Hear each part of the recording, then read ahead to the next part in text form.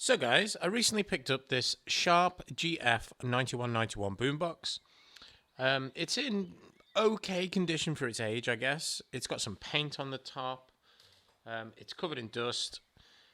It was sold as spares or repair.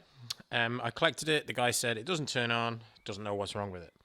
So what I'm hoping there's an internal fuse that's just blown, or a dry solder joint, or something to that effect, something obvious. So I've got a figure 8 cable plugged into it. Let's see if there's any life whatsoever.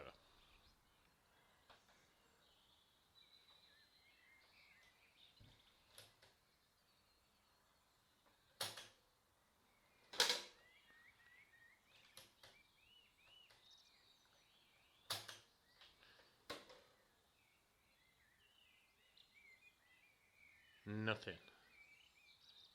What I'm going to do, there's I think 8 Phillips screws on the back. I'm going to open it up and see if I can see anything obvious. So guys, I've removed the 8 Phillips from the rear of the unit, and then the front cover just comes forwards and folds over. Be careful not to pull it upwards if you're doing one of these, because of the speaker wires. Yeah, you don't want to pull those, just fold it forwards. Couple of interesting things. First interesting thing I noticed is this belt. I think it's a stop belt for the cassette. It's missing, so it's not even at the bottom of the case, kind of loose or rotted. It's just gone. This belt for the counter is definitely lost its elasticity. And another thing I noticed, the fuse is missing. So it's a 1.2 amp fuse. I'm going to order a lot, you know. I'm going to order a fuse and the belts and see if I can get it going. So it's 6 days later. I have the 1.25 amp fuses and the belts. So I couldn't find these fuses anywhere. I had to order them off Amazon. They were only $1.99. They did take a while to come. And the belts were £21.50. I thought that was a little bit expensive. I've since seen them a little bit cheaper, but hey-ho. I'm going to try the fuse first. I have got it plugged in. I'm just going to bob a fuse in, turn it on, and let's see what happens. So, the fuse is now in place. I've got power going to the machine, and I'm just going to turn it on. Might just step back a little bit. It's got power. Oh, wow.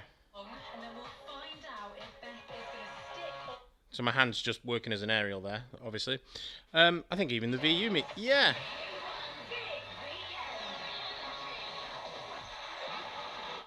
So even the VU meter works.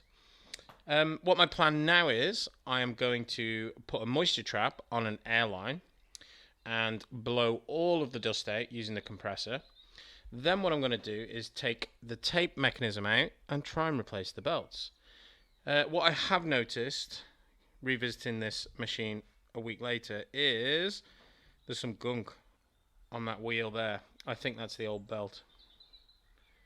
So just there. After blowing the case out, I found one of the missing belts at the bottom of the case, so it hadn't turned to goo. There is a rubber sheath on this, I'm guessing idler, that had turned to goo. Yeah, so all that's been cleaned off with isopropyl alcohol and a new sheath fitted. It did come in the pack.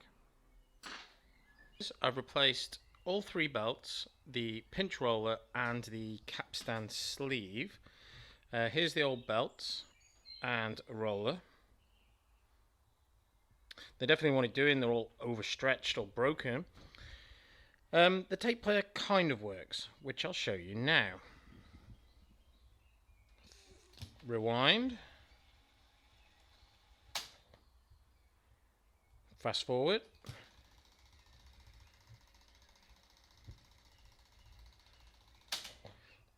But play, we have problems.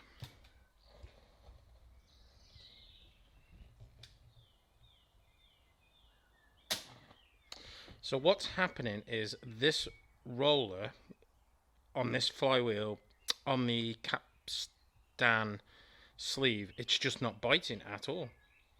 So what I'm going to do is I'm going to try and make another sleeve for this flywheel. Try and get one that's made out of silicone maybe. It's just not biting. So that wheel spins slightly.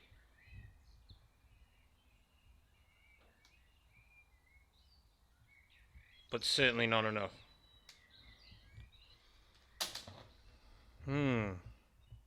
What I've got in my hands here is the capstan sleeve. The black one came as part of the kit for the belts. And I don't think it was doing its job. So I've paid $5.99 for this little tiny piece. And let's see what happens. I've put the orange sleeve in. The orange capstan sleeve. There's the one that came as part of the kit. And it appears to be working as normal. The roller seems to be biting. I don't know what's going on. I guess the only thing will be is to put a tape in it and see what happens. So guys, I've had a tape in it now for about 10 minutes and it seems to be working okay. It is playing the tape a little bit slow. There's no adjustment on the motor to speed up or slow down the mechanism. So I'm wondering if there's too much pressure coming from one of these springs. But I'll investigate that at a later point. It could be maybe that the case is off. I'm not sure, but it is playing back slowly. I'll grease all the cogs up, I'll clean the case properly, and I'll put it all back together and see what happens. Annoyingly, the little tape counter is not working. I think it needs a new one. I think it's broke. But yeah, for now, I'm really pleased. Well guys, I finished this little project for now. Things are getting tricky here. It sounds more fun abroad. Let's go. I really enjoyed doing it, to be honest, and I hope you enjoyed watching it. The tape player is still playing slightly slow, so if you do know what that could be, please do let me know. It's not like I'm going to be playing tapes in anyway, but I would like to get it working properly, 100%. Yeah, really pleased. Please like, comment, subscribe. Thanks for watching, guys.